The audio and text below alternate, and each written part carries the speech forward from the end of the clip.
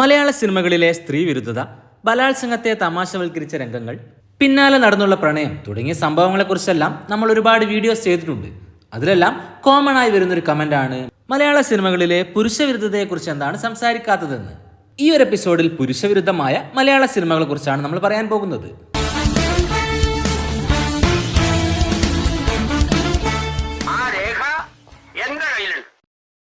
സിനിമകളിലെ പുരുഷവിരുദ്ധതയെക്കുറിച്ച് പറയുമ്പോൾ ആദ്യം നമ്മുടെ സമൂഹത്തെക്കുറിച്ച് പറയേണ്ടതുണ്ട്. നമ്മുടെ സമൂഹം ഒരു പുരുഷ മേൽക്കോയ്മയുള്ള സമൂഹമാണ്. അതായത് നമ്മുടെ നാട്ടിൽ എല്ലാ മേഖലകളിലും പുരുഷനാണ് സ്ത്രീകളെക്കാൾ പവർ കൂടുതലുള്ളത്. മിക്കവാറും കുടുംബങ്ങളിലെ എല്ലാ കാര്യങ്ങളും തീരുമാനിക്കുന്നത് പുരുഷനായിരിക്കും. മണിച്ചിത്രത്താഴ് സിനിമ എടുക്കുകയാണെങ്കിൽ അതിൽ ഗംഗക്ക് അല്ലിക്ക് ആഭരണങ്ങൾ എടുക്കാൻ പുറത്തു പോകണമെങ്കിൽ നകുലേട്ടന്റെ സമ്മതം വേണം. എന്നാൽ നകുലേട്ടന് പുറത്തു പോകാൻ ഗംഗയുടെ സമ്മതമൊന്നും ആവശ്യമില്ല. ഇതാണ് പുരുഷ മേധാവിത്വം. ഗംഗ ഇപ്പൊ എവിടെ പോകുന്നു? ഞാൻ പറഞ്ഞില്ലേ അല്ലിക്ക് കല്യാണാഭരണം എടുക്കാൻ പോണെന്ന്. ഇപ്പൊ പോകണ്ട. കല്യാണം കഴിഞ്ഞാൽ ഭാര്യയുടെ പേര് മാറ്റുന്നത് മുതൽ കുടുംബത്തിലെ എല്ലാ കാര്യങ്ങളിലും തീരുമാനമെടുക്കാൻ പുരുഷന് അവകാശമുണ്ട്. കുമ്പളങ്ങി നൈറ്റ്സിൽ ബേബി മോൾ ആരെയാണ് കല്യാണം കഴിക്കേണ്ടതെന്ന് തീരുമാനിക്കേണ്ടത് ഷമ്മിയാണ്. പല കുടുംബങ്ങളിലും പുരുഷന്മാർ ഇതുപോലെ ഒരുപാട് പവറുകൾ കൊണ്ട് നടക്കുന്നുണ്ട്. ചേച്ചി ഒന്ന് ചേട്ടനോട് സംസാരിക്കണം, അവരെ ഒന്ന് മീറ്റ് ചെയ്തോളൂ. എന്താണ് സംസാരിച്ചോണ്ടിരുന്നത്? അടിമകളായിക്കൊണ്ടാണ് പല സ്ത്രീകളും അവരുടെ കൂടെ ജീവിക്കുന്നത്. എന്നാൽ സ്പൈഡർമാനിൽ പറയുന്ന പോലെ great power comes with great responsibility. ഈ ഒരു പുരുഷ മേധാവിത്വം കൊണ്ട് പുരുഷന്മാർ ഒരുപാട് പ്രശ്നങ്ങൾ നേരിടുന്നുണ്ട്. അവയെല്ലാം നോർമലൈസ് ചെയ്തുകൊണ്ടാണ് പല സിനിമകളും കാണിച്ചിരിക്കുന്നതും. അത്തരത്തിലൊരു സിനിമയാണ് 1990 AK ലോഹിതദാസ് എഴുതി CB മലയിൽ സംവിധാനം ചെയ്ത് മുകേഷ്, ജയറാം, പാർവതി, ചിത്ര തുടങ്ങിയവർ അഭിനയിച്ച് പുറത്തിറങ്ങിയ മാലയോഗം എന്ന ചിത്രം. പണം തരില്ലാന്ന് ഞങ്ങൾ പറയുന്നില്ല. 10-100 രൂപയല്ലേ, 25,000 രൂപയുടെ കാര്യമല്ലേ? തരാന്ന് പറഞ്ഞു തുടങ്ങിയിട്ട് കൊല്ലം 3ആയി. ഈ സിനിമ പറയുന്നത് പെങ്ങളെ കെട്ടിക്കാൻ വേണ്ടി കഷ്ടപ്പെടുന്ന ആങ്ങളമാരെ കുറിച്ചും മക്കളെ കെട്ടിക്കാൻ വേണ്ടി കഷ്ടപ്പെടുന്ന അച്ഛന്മാരെ കുറിച്ചുമാണ്. കല്യാണത്തിന് മുമ്പ് നിങ്ങൾ പറഞ്ഞ പണം ഞാൻ തരും. എന്റെ വീട്. ഈ സിനിമ പുരുഷവിരുദ്ധമാവുന്നത് എപ്പോഴാണെന്നാൽ ഈ സിനിമയിൽ എവിടെയും തന്നെ ഒരു വ്യക്തിയുടെ കല്യാണം അവരുടെ മാത്രം ഉത്തരവാദിത്തമാണെന്ന് പറയുന്നില്ല. പകരം അതെല്ലാം തന്നെ കുടുംബത്തിലെ പുരുഷന്മാരുടെ മാത്രം ഉത്തരവാദിത്തമാണെന്നാണ് പറയുന്നത്. എന്താന്ന് പറ, പറഞ്ഞ തുക ശരിയായിട്ടില്ല. അതിനു വേണ്ട എല്ലാ കഷ്ടപ്പാടുകളും പുരുഷന്റെ തലയിൽ മാത്രം കെട്ടിവെക്കുന്നുണ്ട്. പെങ്ങളുടെ കല്യാണം നടത്താൻ വേണ്ടി എന്ത് ത്യാഗത്തിനും തയ്യാറാകുന്ന ജയറാമിന്റെ കഥാപാത്രത്തെയും മുകേഷിന്റെ കഥാപാത്രത്തെയും ഈ സിനിമയിൽ കാണാം. എന്നാ വല്ല വിഷവും മേടിച്ചു എല്ലാവർക്കും കൂടി ചാവാം. അതാ നല്ലത്. കലികാല വൈഭവം. ഒടുവിൽ ഉണ്ണികൃഷ്ണൻ, തിലകൻ, ഇന്നസെന്റ് തുടങ്ങിയവർ അഭിനയിച്ച അച്ഛൻ കഥാപാത്രങ്ങളും ഇതേ കഷ്ടപ്പാടുകൾ അനുഭവിക്കുന്നുണ്ട്. അതിനേക്കാൾ നല്ലൊരു ജീവിതം നിനക്ക് ഉണ്ടാക്കി കൊടുക്കാൻ പറ്റിയ കൊടുക്ക്. എന്താ പറ്റുമോ? സ്ത്രീധന സംവിധാനവും സമൂഹത്തിൽ ഇക്വാലിറ്റി ഇല്ലാത്തതിന്റെ പ്രശ്നങ്ങളെല്ലാം തന്നെ നോർമലൈസ് ചെയ്തുകൊണ്ടാണ് ഈ സിനിമയിൽ കാണിക്കുന്നത്. റോസിലിക്കും ഉടനെ ഉണ്ടാവും കല്യാണം. 2-3 പറയുന്നുണ്ട്. ഒത്തുവന്നാ എനിക്ക് കിട്ടുന്ന കൊടുത്ത് അത് നടത്തണം. മലയാളത്തിൽ ഇത്തരത്തിൽ ഒരുപാട് സിനിമകളുണ്ട്. പെങ്ങളുടെ കല്യാണം നടത്താൻ വേണ്ടി പുരുഷ കഥാപാത്രത്തെ കഷ്ടപ്പെടുത്തുക, അതിനുവേണ്ടി എന്ത് കാര്യം ചെയ്യേണ്ടി വരിക, മോഷണം പോലും നടത്തേണ്ടി വരുന്ന ജഗദീഷ് കഥാപാത്രങ്ങളെ ചില സിനിമകളിൽ കാണാം. സത്യം പറഞ്ഞോണം, നീ പെങ്ങൾക്ക് കൊടുത്ത സ്വർണ്ണം എവിടെ നിന്ന് കിട്ടിയതാണ്? മോഹൻലാലിന്റെ TP ബാലഗോപാലൻ അമ്മയും ഇത്തരത്തിലുള്ള പ്രശ്നങ്ങൾ നേരിടുന്നുണ്ട്. ഇപ്പൊ തന്നെ കുട്ടികളുടെ ഫീസ് കൊടുക്കാനും ചെലവ് നോക്കാനും ബാലേട്ടന് എത്ര ബുദ്ധിമുട്ടുണ്ട്. സന്മനസ്സുള്ളവർക്ക് സമാധാനത്തിലെ ഗോപാലകൃഷ്ണ പണിക്കരുടെ വീട് പോലും ഇതിനു വേണ്ടി നഷ്ടപ്പെടുന്നുണ്ട്.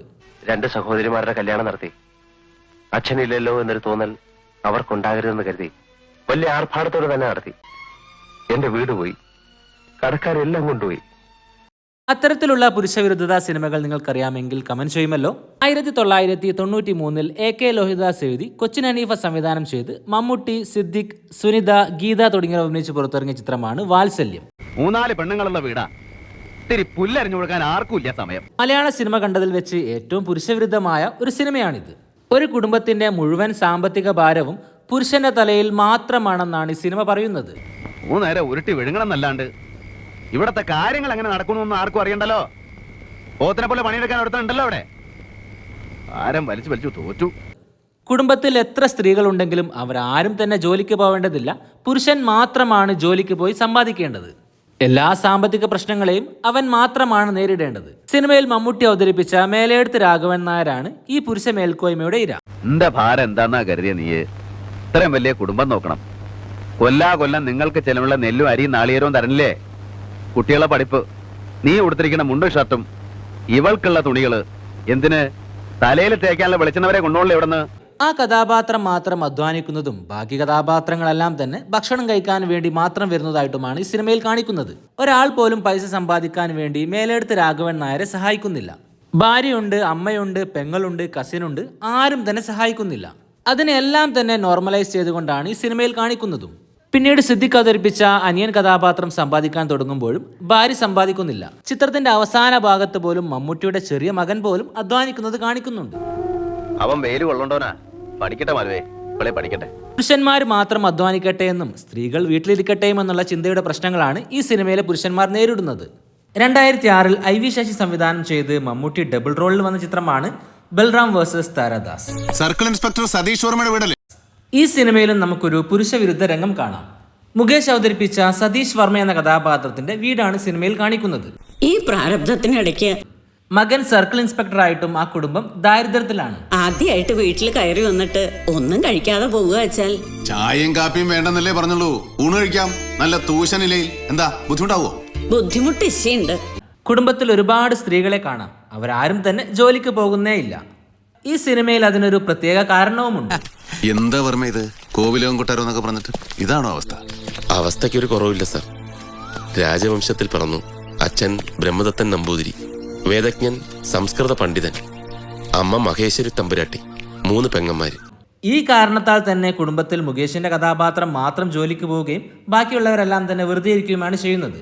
പുരുഷവിരുദ്ധതയുടെ മറ്റൊരു രംഗമാണ് ഈ രംഗത്ത് കാണാൻ കഴിയുക. ഒരു വലിയ ഭാരം ഇപ്പൊ തന്നെ എന്റെ തലയിലുണ്ട്. അച്ഛൻ, അമ്മ, പെങ്ങന്മാർ. വേണ്ട, ഈ പ്രാരബ്ധങ്ങളൊക്കെ ഒന്ന് കുറയട്ടെ. മോഹൻലാൽ അഭിനയിച്ച ആര്യൻ സിനിമയിലും അത്തരം പ്രശ്നങ്ങളാൽ പുരുഷൻ പോലും ജോലിക്ക് പോകാൻ കഴിയാത്ത അവസ്ഥ കാണിക്കുന്നുണ്ട്. കുറച്ച് കപ്പെങ്കിലും വാങ്ങിട്ട് വന്നിരുന്നെങ്കിൽ അത്താഴം ഒരു കൂട്ടാക്കായിരുന്നു. ആ സിനിമയിൽ സമൂഹം നായകനെയോ നായകന്റെ കുടുംബത്തിലെ ആരെയും തന്നെ ജോലിക്ക് പോകാൻ വിടുന്നില്ല. പകരം അന്യന്റെ പറമ്പിൽ നിന്നും വാഴക്കുല മോഷ്ടിക്കേണ്ട ഗതികേടിലേക്ക് ഇവരെത്തിക്കുന്നുണ്ട്. എന്താ മോനെ നീ കഥയ്ക്കുന്ന? എവിടുന്നാ ഇങ്ങനെ കൊലയോടെ? അന്വേഷിക്കണ്ട. ഇത്തരത്തിലുള്ള ജാതീയ മേൽക്കോയ്മ കാരണവും പുരുഷൻ അനുഭവിക്കുന്ന പ്രശ്നങ്ങളെയും സിനിമയിൽ നോർമലൈസ് ചെയ്താണ് കാണിക്കുന്നത്.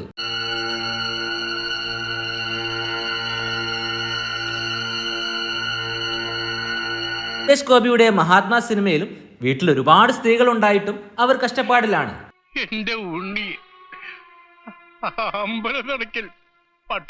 പുരുഷന് ജോലിക്ക് പോകാൻ കഴിയുന്നുമില്ല. ആ കുടുംബത്തെ ഒറ്റയ്ക്ക് നോക്കേണ്ട പുരുഷന്റെ പ്രശ്നങ്ങളെ നോർമലൈസ് ചെയ്തുകൊണ്ടാണ് ആ സിനിമയും കാണിക്കുന്നത്. വിശപ്പ് സഹിക്കാനാവാതെ ഉടുതുണി അടിക്കേണ്ടി വന്ന ഗതികേടാണ് അവിടെ നടക്കുന്നത്. പുരുഷ മേൽക്കോയ്മക്കുപരി ജാതീയ മേൽക്കോയ്മയും ഈ പ്രശ്നങ്ങൾ പുരുഷനെ നേരിടാൻ കാരണമാക്കുന്നുണ്ട്. ഇത്തരത്തിലുള്ള പ്രശ്നങ്ങൾ മാറണമെങ്കിൽ സമൂഹത്തിൽ നിന്നും ജാതീയത പോകേണ്ടതുണ്ട്. അതുപോലെ തന്നെ ഇക്വാലിറ്റി വരേണ്ടതുമുണ്ട്. അല്ലാത്ത പക്ഷം പുരുഷൻ ഈ പ്രശ്നങ്ങൾ നേരിട്ടുകൊണ്ടേയിരിക്കും. സിനിമയിൽ അതെല്ലാം തന്നെ നോർമലൈസ് ചെയ്തുകൊണ്ട് കാണിക്കുകയും ചെയ്യും. നിങ്ങൾ കണ്ടെത്തിയ മലയാള സിനിമയിലെ പുരുഷവിരുദ്ധത ഏതെങ്കിലും ഉണ്ടെങ്കിൽ കമന്റ് ചെയ്യുമല്ലോ. ഇത്തരത്തിലുള്ള പുരുഷവിരുദ്ധ സിനിമകളെ കുറിച്ചുള്ള നിങ്ങളുടെ അഭിപ്രായവും കമന്റ് ചെയ്യുമല്ലോ. ചാനൽ സബ്സ്ക്രൈബ് ചെയ്യാതെയാണ് നിങ്ങൾ വീഡിയോ ഇതുവരെ കണ്ടതെങ്കിൽ ചാനൽ സബ്സ്ക്രൈബ് ചെയ്യുന്ന കാര്യം പരിഗണിക്കുമല്ലോ. മറ്റൊരു രസകരമായ വീഡിയോയുമായി വീണ്ടും വരാം. പീസ്.